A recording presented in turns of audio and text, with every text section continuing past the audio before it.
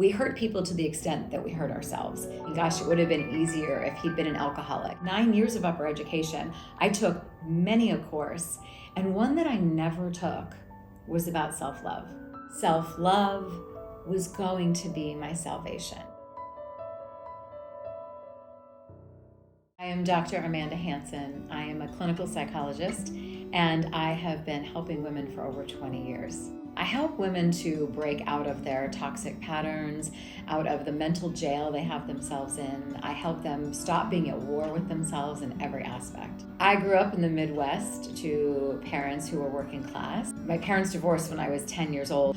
Fortunately or unfortunately, I did not have adults in my life at the time who were capable of providing any kind of grounding space for me, or even able to manage the intensity of what I wanted to share and what I was feeling and going through. My father left, he started a new family 3 miles down the street, and when I would see him in public, he would walk the other way. I remember thinking, gosh, it would have been easier if he'd been an alcoholic. It would have been easier if he'd moved out of the state. It would have been easier if he had his own mental disabilities.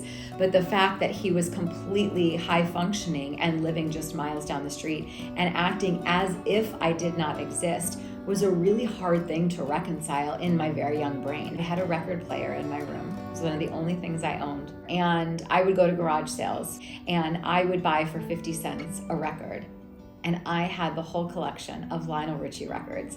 And I found a way to soothe myself and to have a place to put all of my feelings. I would listen to all of the music and I would roll around on my bed with my pillow up to my face so that no one could hear me. And I would just cry and cry and cry. And then I would write in my journal. And I would cry and I would write in my journal. And I remember many times coming off of my bed and I had a mirror in my room and kind of dancing and like holding on to myself. And I started understanding that music, self-soothing, self-love was going to be my salvation. Even in all of that, I was able to see that my dad just didn't know a better way to have me and his new family in his life. I just understood that my mom was dealing with a lot of her own sadness and she wasn't able to be there for me. I understood that my grandmother had her own issues in her life with my abusive alcoholic grandfather, and so that my crying was too much for her. So rather than become angry at all those people, I became sad. I was hurt, but I didn't spend all of my energy in my life making them wrong as much as I decided, this is the given situation, Amanda. What are you going to do with it? It wasn't soon thereafter that I understood what the word psychologist was, and I decided I am going to be a psychologist. And I made the decision that I'm going to be a psychologist based on the feeling of wanting to talk to people and knowing that there were better opportunities and ways, because I had them figured out in my little mind at the time, but yet I wasn't having anyone that I could go and share with. My very first experience of really working with humanity, really starting to understand what it meant to see other humans and their own pain, their own suffering, their own challenges, the heartbreak that lives within, was in college when I chose the job of nurse's aide. I had always had such a fascination with older people. It's very emotional for me even to talk about. I don't know how or why, I can't explain it. I've always had such respect for older people. So I was working on the Alzheimer's unit through college. My responsibilities there were to wheel them down for meals, for lunchtime and dinner. I worked the 3 to 11 shift. There were a few of them who weren't able to feed themselves, so I sat between 2 of them in particular and I would feed them, get them back to their rooms, get them showered, help take their dentures out because their dentures had to soak at night, help get them into their pajamas, change their diapers, everything, truly. I witnessed some of the most beautiful moments of my life there. One in particular was a woman whose husband would come at 6 p.m. every single night. He would shuffle down the hallway and he would carry a Snickers bar for her every night at 6 p.m. And she would say to me, "Who is that handsome fella coming down the hallway?" Every night. And I would say to her, "Ethel, that's your husband." And she said, "Oh, that's my husband?" And I said, and you have 4 children together, Ethel, and you have 10 grandchildren, and they're coming to see you in a couple of days. And she was like, I remember standing there and literally seeing the sparkle in her eye. She was like a child, and she would watch him come down the hallway and be so excited. And it made me think of when she probably met him, of when they were young and in love. They met when she was 16. I'd asked him the story. And it made me think so much about what love gets to look like when we're vulnerable, when we don't have the shield up. It was so beautiful to watch him walk towards her and her just be so in the moment and in the joy, because I know her heart recognized him. Even if her brain didn't anymore, something inside of her body, inside of her heart and her cells, he was familiar to her. Many nights I would leave the nursing home on the way to my car, and I would be crying. And I'm still, all these years later, I can't tell the stories without crying. And to me, that's beautiful. I don't want to turn away from the reality of life. I don't want to turn away from the reality of heartbreak and pain. I want to feel it all. I want to say at the end that I really, really lived, that I got to experience the huge range of human emotions, whether my own or if I was honored enough to share it with somebody else. The next job after that, I wanted to have the experience of being in an orphanage, because I really wanted to understand what it was to work with children who had been in situations without parents and who were waiting to be, the hope was that they would be adopted. Unfortunately, I worked at a group home in LA for the 1 year that I was on that assignment. None of the children while I was there were getting adopted, except for one very little boy.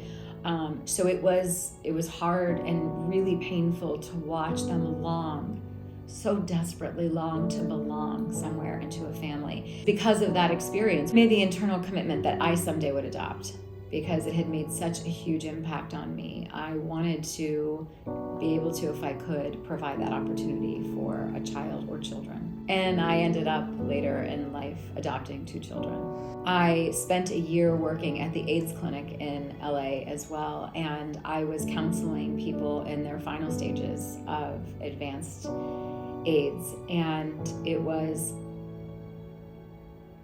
some of the hardest, most intense work of my life, because there was no answer. These were people who were coming in with quarter-size, gaping wounds on their face and their body, and they were really grappling with all the regrets of their life. They were grappling with family members that had stopped talking to them 10, 20 years before. They were in the final stages, and it was really just being able to hold the space for them and be in the intensity and the fear and the regret of all they were going through. I think my experience of working in the nursing home, where people were very close to the end of their lives, and then also working at the AIDS clinic when people had advanced AIDS, both of those opportunities really showcased for me the importance of now, of not living with regret, of not telling the person that you love them, of not doing the thing now because it felt so finite.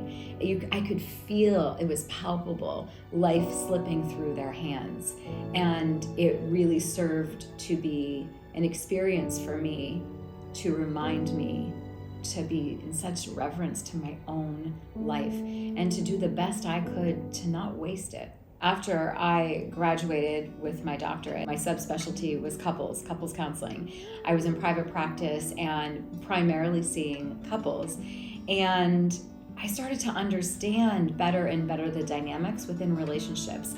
And there were pieces and things about the relationship that were just not sitting right with me. And I really reflected back on my education. In 9 years of upper education, I took many a course, and one that I never took was about self-love. And so everything that I saw coming into the private practice, I thought, wow, there's so much expectation on the other people in their lives to meet certain needs, to do certain things, to love them just the right way. And I thought, wouldn't it be just amazing if we could live in relationships, in proximity to other people, in our businesses, in our communities, with such unbelievable self-love, and know how to build that my gosh, there would be no more war if we really loved ourselves. There wouldn't be rape, there wouldn't be killing, there wouldn't be hurting others. When you have love and reverence for yourself, you hold everyone else in the same regard and would never even dream of hurting them. We hurt people to the extent that we hurt ourselves. And so I was just becoming so fascinated and curious about what happens if we build our own love for self. And I was able to really look and reflect on how I had done that for myself, because it was not being reflected to me. So I started to put all of that together and think, wow, there's really something here. And I became increasingly fascinated with working with women. I chose women specifically because for the past 2,000 years in particular, under the patriarchy, we have been cast, not even just cast aside, but we've been made to feel that most everything about us is wrong. And so my work has such an ancient thread to it. There is a knowing that feels beyond me, that feels like my ancestors, that I can't not do this work. I've been placed at this time in the world on this earth for this one mission at hand. And it is to call women back into the remembering of who they are, of this wild, beautiful knowing that lives within them, that if they get to a place where they can trust it, every answer of their entire lives will be sourced from there. And that is the beauty of the work that I get to do. Probably one of the most beautiful success stories of the hundreds and hundreds I could tell is of a woman that I worked with who'd spent decades and decades of her life trying to heal from sexual trauma as a little girl. And in working with her, she was able to really come to this place of so much compassion and love for herself, and recognizing that there was never anything wrong with her. She spent most of her life feeling damaged, and she was able to go on and from that energy repair relationships along her path, because she had felt so damaged inside that she spent most of her life causing a lot of harm for other people. And so she went very far back into relationships and people she hadn't spoken to in over 20 years, reached out, and one by one, I was there by her side. She reached in and she was able to heal relationships with people so that she could then become fully free. I feel like my level of fortitude and inner strength is indomitable. I have been questioned around almost every corner, every aspect of my life, because what I do and what I refuse to betray myself on is my intuition. My intuition was gifted to me by the universe, by God, by higher spirits. It is the most incredible navigation system I have as a woman. I will not tune it out. I will not mute it. I will not betray it. And so it's hard for people when we are making decisions as women based off intuition. We can't always explain why we're doing something, but it's a feeling. And we've become so far removed as women to even hear that voice anymore. And if we hear it, we sure as hell don't think we're supposed to trust it. And so much of my work is helping women hear the voice and guide them to understanding that's the truth of who you are, regardless of what society is trying to tell you. So that's essentially at the root of how I live every aspect of my life. I don't ask for permission.